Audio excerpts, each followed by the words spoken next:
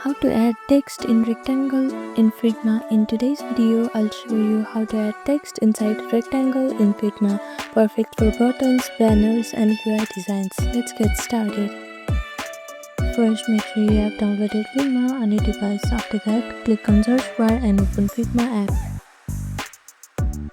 Now open an existing file or create a new one.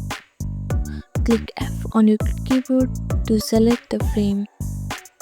Now first select the rectangle tool from the toolbar or press R on your keyboard, then draw a rectangle on the canvas. Now choose the text tool from the toolbar or press T on the keyboard. Then click inside the rectangle and type your text.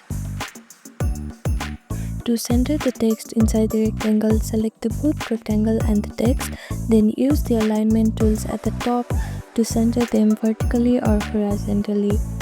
To keep the text and rectangle together, select both and right click, then choose group selection. Now they'll move as one. And that's it. This is how you add text inside a rectangle in Figma. Thank you for watching this video. Please do not forget to like, share and subscribe to our channel and comment down below if you have any other queries. Thank you.